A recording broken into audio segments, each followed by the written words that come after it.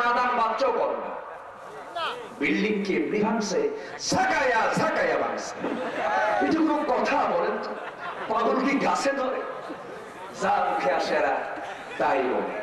মোবাইলের 3G সেবা, video call যদি কেউ রিং দেয়, এখন 3G সেবার একটা সুবিধা হচ্ছে আপনি তাকে দেখতে পাবেন, সেও আপনাকে দেখতে পাবে। এই প্রযুক্তিটা সম্প্রতি 6 থেকে 7 মাস আগে দেশে আসছে। এটার উদ্বোধন করতে গিয়ে একজন বলে ফেললেন যে 3G সেবাও জাতির জনকের একটা বিশাল স্বপ্ন, মরছে 75-এ, স্বপ্ন এখনো দেখা শেষই হয় না। এত কিছু যদি আপনারা বলেন, তাহলে জাতি আপনাদেরকে কি মনে করবে? সম্মানিত ভাইরা, সবচেয়ে বড় কথা হচ্ছে যার মাথায় কোরআন নাই তার মাথায় গোবর। ঠিক কিনা? কোরআন তুলতে হবে। সবচেয়ে বড় কৃতিত্ব সেটাই যার ভিতরে কোরআন আছে। যেরকম আলহামদুলিল্লাহ। কোরআন কি আলেমের জন্য না সবার জন্য? আচ্ছা, কোরআন কি সহজ না কঠিন? আচ্ছা, সহজ না কঠিন? কঠিন যদি হতো 7 বছর 10 বছরের বাচ্চা কোরআন মুখস্থ করতে পারতো? পারতো। এখন যদি বলি এই জায়গায় কজন ভাই আছেন কোরআন পড়তে পারেন? হাত কি উঠবে? বেশি বেশি কিন্তু হাত উঠবে না, খুব অল্প সংখ্যক হাত উঠবে, বাকি হাতগুলো নিচে থাকবে। হয়তো বলবেন, আল্লাহ যদি প্রশ্ন করে তখন বলবো, আল্লাহ আমি তো কোরআন শরীফ পড়তে পারি না। কারো ডবল পিটো। বুঝলেন? কোরআন পড়তে হবে, বুঝতে হবে। আমি যেখানেই যাই সেখানে আমি আগে বলে নিই, ভাই আমি তো 2 ঘন্টার জন্য কথা বলে চলে যাচ্ছি, কিন্তু কোরআন তো আপনার সামনে আছে, আপনি কেন বুঝেন না? আপনি কেন জানার চেষ্টা করেন না? অন্তত 2টা ঘন্টার সময় আমরা কোরআনের পিছনে ব্যয় করবো সবাই। জোরে বলেন ইনশাআল্লাহ। জানলে আল্লাহর সঙ্গে মহব্বত কম হবে না বেশি হবে? কম হবে না বেশি হবে? বেশি হবে। আমার বন্ধুগণ, তাহলে প্রথম আয়াতে আমরা বুঝলাম দুনিয়াতে মানুষের তৈরি করা আইন থেকে যাবে। বর্তমান দুনিয়াতে একটা পরিসংখ্যান দিয়ে দেই, বর্তমান দুনিয়াতে আইন আছে মানুষের তৈরি করা, হিউম্যান ল আছে 70 থেকে 80টা।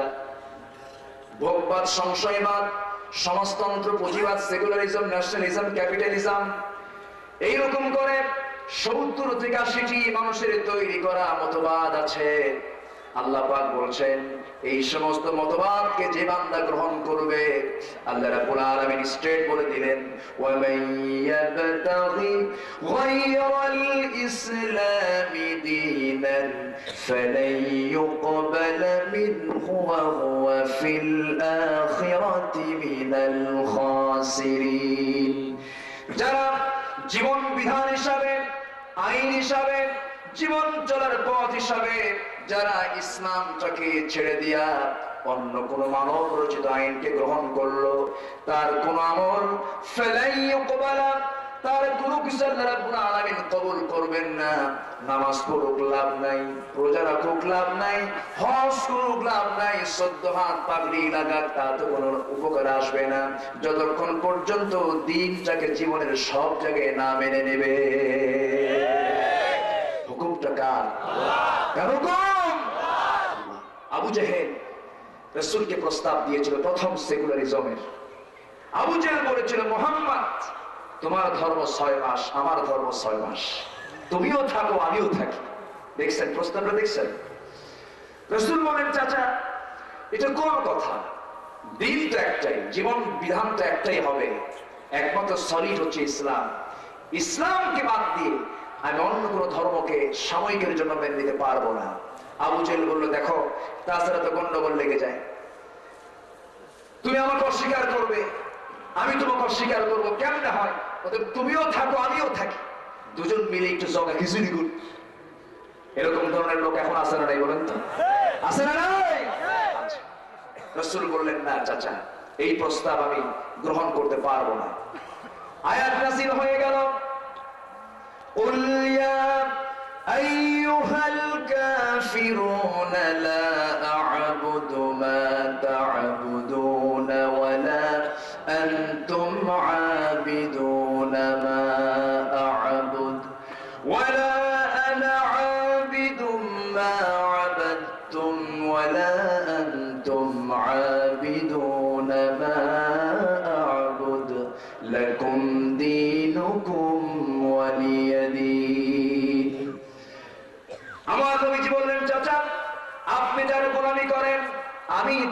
গোলামি করি না, আর আমি যারা গোলামি করি আপনি তার গোলামি করেন না। অতএব আপনার দিন আপনার কাছে, আমার দিন আমার কাছে। ক্লিয়ার হয়ে গেল? একদম পার্টটা একদম চেঞ্জ করে দিলেন। আপনার পার্টে আপনি, আমার পার্টে আমি। আপনার অংশ নিয়ে আমার লাভ নাই, আমার অংশ যদি মানেন আমি এতে রাজি আছি। রাসূল ক্লিয়ার করলেন। আবু জেহেল দেখলো না, আর হচ্ছে না। সম্মানিত ভাইয়েরা, আবু জেহেল বিভিন্ন পরিকল্পনা হাতে নিল, কেমনে মুহাম্মাদের এই মিশনটাকে ধ্বংস করা যায়, মুহাম্মাদের এই মিশনটাকে চিরতরে নিশ্চিহ্ন করে দেওয়া যায়। বিভিন্ন পরিকল্পনা করলো। প্রথম উপস্থাপন করলো হলো যুক্তি, রাসূলকে কেমনে যুক্তিতে হারানো যায়। এরপরে দেওয়া হলো প্রলোভন, প্রলোভনে কেমনে তাকে হারিয়ে দেওয়া যায়। এরপরে তাকে দেওয়া হলো হুমকি ধামকি, এরপরে দেওয়া হলো নির্যাতন, এরপরে সর্বশেষ তাকে দেশ ত্যাগে বাধ্য করা হলো।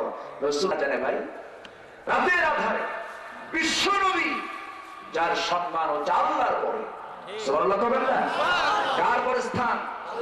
আল্লাহর পরে যার সম্মান, বিশ্বনবী রাতের আধারে নিজের ঘরে থাকতেন রাসূল, সেই ঘরে তিনি থাকতে পারলেন না কাফেরদের শত্রুতার কারণে।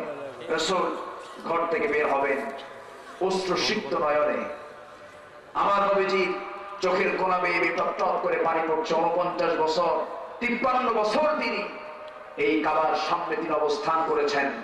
কে না, কার না চোখে পানি আসবে? আলীকে দেখে বলছেন, আলী আমি আমার ঘর ছেড়ে চলে যাচ্ছি মদিনায়, তুমি কি আমার ঘরে আজকে রাতে থাকতে পারবে? আলী বলছেন, ইয়া রাসূলুল্লাহ, কেন তোমাকে যদি কাফের মুশরিকরা মেরে ফেলে দেয় তোমার কি ভয় লাগতেছে? আলী বলছেন, ইয়া রাসূলুল্লাহ, আমি আলী আপনার বিছানায় চাদর মুড়ি দিয়ে শুয়ে থাকবো, আমাকে রাসূল মনে করে আমাকে টুকরো টুকরো করবে, আমি শাহাদাত বরণ করবো, আপনি বাঁচবেন, এটাই তো আমার জীবনের সবচেয়ে চরম সফলতা। রাসূল খুশি হলেন। রাসূল তাকে কেমন থাকতে বললেন? বললেন, শোনো আলী, আগামীকাল সকালবেলা আমার কাছে লোকজন আসবে, কিছু টাকা পয়সা আমার কাছ থেকে পাবে। আমি হচ্ছে ব্যাংক, আমার কাছে মানুষ অনেক কিছু রেখে যায়, আমি আমানতদার, তুমি সবার কাছে কাছে এটা পৌঁছে দেবে। যে মক্কার মানুষ রাসূলকে টাকা দেয়, আর সেই রাসূল মক্কার মানুষকে টাকা ফেরত দেয়। রাসূল রাত্রেবেলা বের হবেন, দরজা খুলতেছেন। দরজা যখন খুললেন দেখেন সব তরবারি চকচক করছে। শত শত ফেরাউনের গুন্ডা বাহিনীর সামনে দাঁড়ায়া আমার নবীজি সম্পূর্ণ একা, হাতে কোনো কিছু নাই। আমার রাসূল শুধু কি করলেন?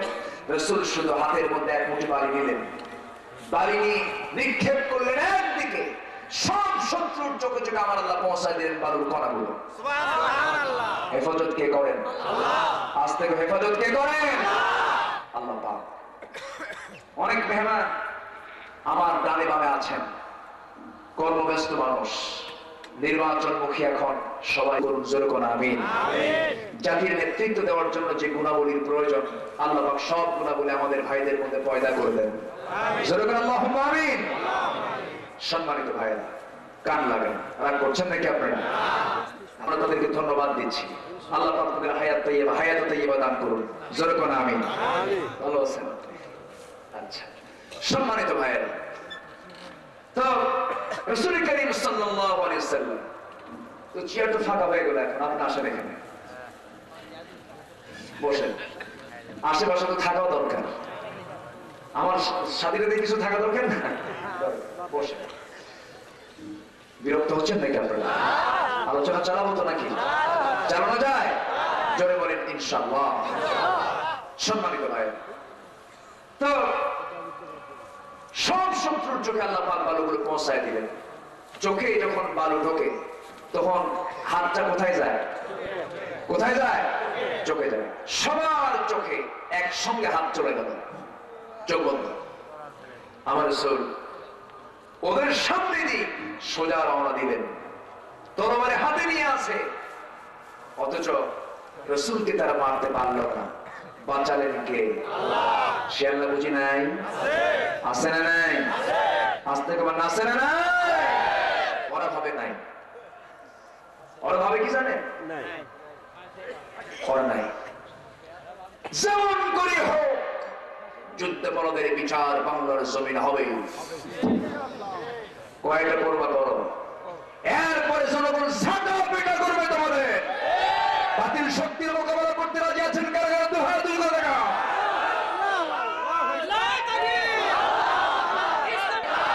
আল হাদিসের আলো, বিল্লাহে তাকবীর।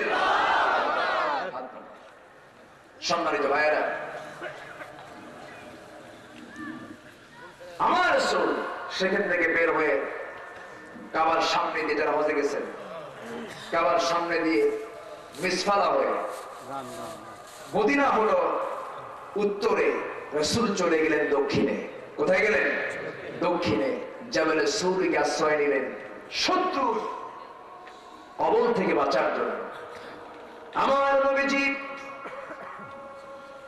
জাবালে সূর যারা দেখেছেন, গেছেন তো? জাবালে সূরটা এত উঁচু পাহাড়, যেই পাহাড়ের সেই গুহার কাছে যেতে আসতে 2-3 ঘন্টা সময় লেগে যায়। ওঠানামা করতে গেলে জ্বর পর্যন্ত চলে আসে। আমার নবীজি রাতের আধারে সেই গুহায় গিয়ে পৌঁছলেন কেমনে? কোনো লাইট নেই, কোনো আলো নেই। আমার নবীজি অন্ধকার একটা গর্তের ভিতরে, গুহার ভিতরে তিনি আশ্রয় নিলেন। খাবার নাই, কিছুই নাই। 3টা দিন 3টা রাত ওই জায়গায় কাটালেন। একটু চিন্তা করে দেখেন কতই না কষ্ট রাসূলের হয়েছে। ঘরে থাকতে পারলেন না, সন্তানদের নিয়ে থাকতে পারলেন না। খাদিজাও চলে গেছেন, আবু তালেবও চলে গেছেন। নবীজির পাশে কেউ নাই, নবীজি নিঃসঙ্গ, সম্পূর্ণ একাকী। হযরত আবু বকর রাসূলকে নিয়ে সেই গুহার ভিতরে শুয়ে আছেন। আমার নবীজি বললেন, আবু বকর, আমার শরীরটা কেমন যেন খারাপ লাগছে, তোমার উরুটা বিছায় দাও। তোমার উরুর উপরে মাথা রেখে আমি কিছুক্ষণ ঘুমায় যাই। হযরত আবু বকর নবীর জন্য তার পায়ে উরুটা বিছায় দিলেন। আমার নবীজি মাথায় রেখে হাত পা জড়সড় হয়ে, ছোট্ট জায়গা তো, জড়সড় হয়ে তিনি ঘুমিয়ে পড়লেন। দিনের বেলা ঠিক দ্বিপ্রহর, কুরাইশরা গোটা মক্কা তারা সব জায়গায় তন্ন তন্ন করে খুঁজতেছে, আইনা মুহাম্মদ, মুহাম্মদ কোথায়? মুহাম্মদ এখনো মক্কার আশেপাশেই রয়ে গেছে। এবার কি হলো? রাসূলকে ধরার জন্য গুহার সম্পূর্ণ কাছাকাছি চলে গেছে। আর কিছুক্ষণ তারা একটু পায়চারি করলে রাসূলের সন্ধান তারা পেয়ে যাবে, পেয়ে যেত। সামনে যখন তরবারি নিয়ে দাঁড়িয়ে আছে, তরবারির গায়ে সূর্যের তাপ লেগেছে, সেই ঝলকানি আবু বকরের চোখে এসে লাগলো। তিনি থমকে গেলেন, আশ্চর্য হয়ে গেলেন, অবাক হয়ে গেলেন, ভয় পেলেন। আরে শত্রু তো তরবারি নিয়ে গুহার মুখে দাঁড়িয়ে গেছে। বিশাল টেনশন সৃষ্টি হলো। মনে মনে ভাবলেন, শুধুমাত্র 2 জন নিরস্ত্র মানুষ, আমরা হাতেও কোনো তরবারি নাই, কিছুই নাই, কি যেন হয়ে যায়। আজকে যেন আমার চোখের সামনে আমার রাসূলকে দুনিয়া থেকে বিদায় করে দেয়। চরম টেনশন আবু বকর, চোখের পানি আর আটকাতে পারলেন না।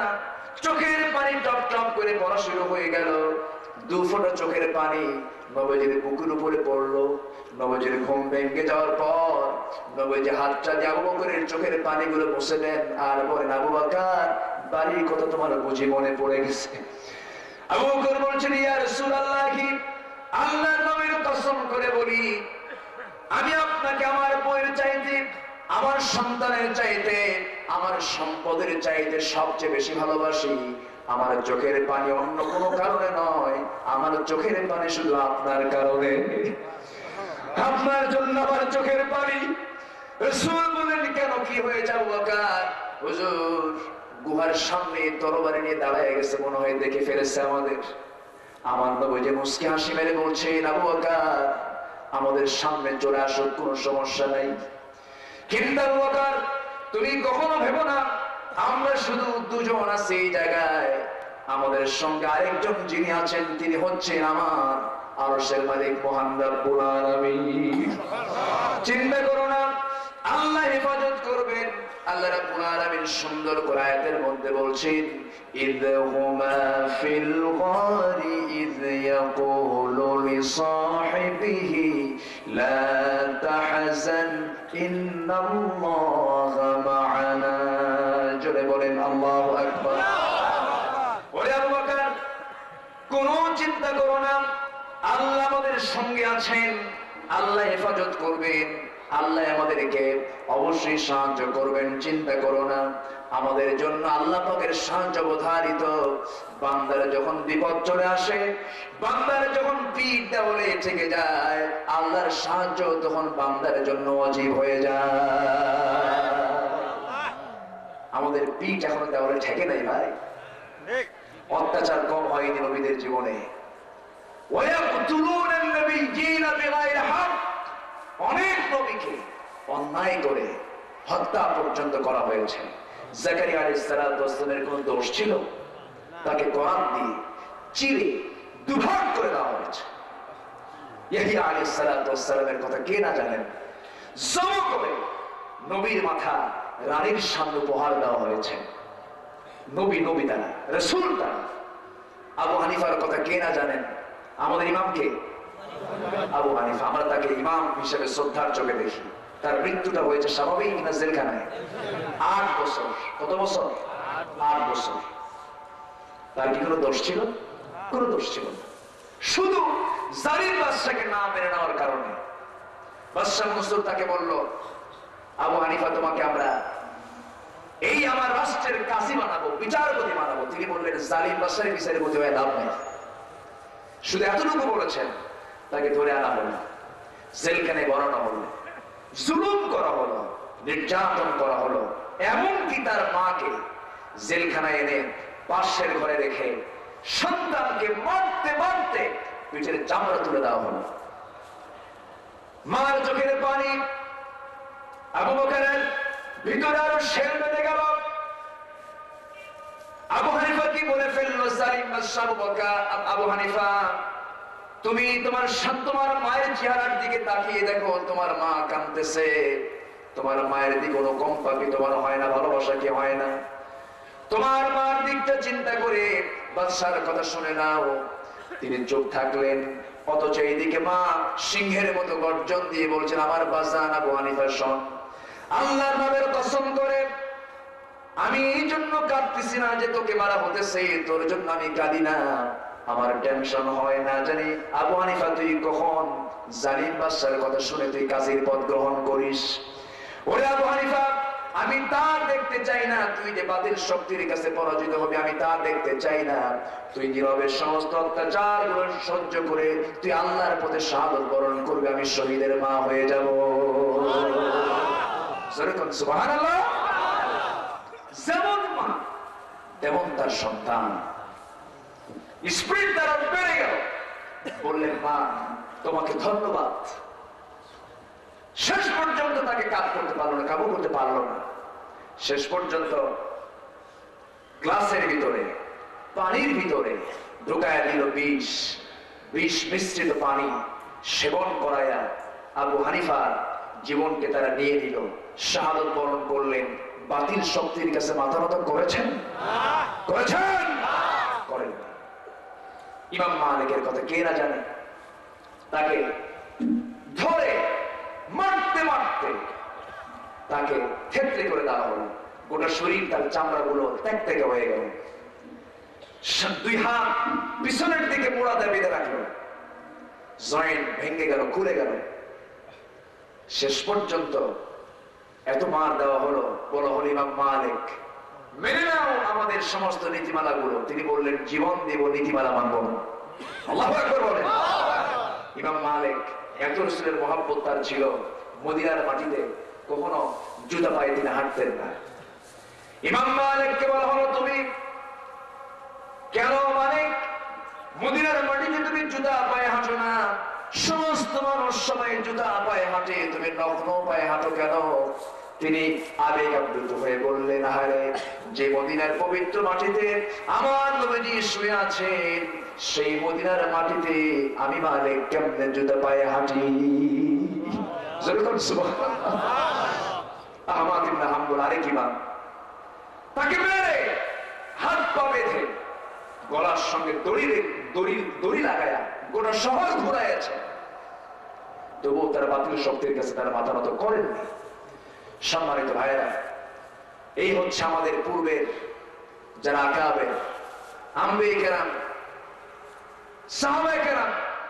ঈদ বচলে গাজী কে বা তোমায় বেফাকি, চলো চলো চলো মুজাহিদ, পথে যে এখনো বাকি, ভোলো ভোলো ব্যথা ভোলো, মুছে ফেলো ও আখি, চলো চলো চলো মুজাহিদ।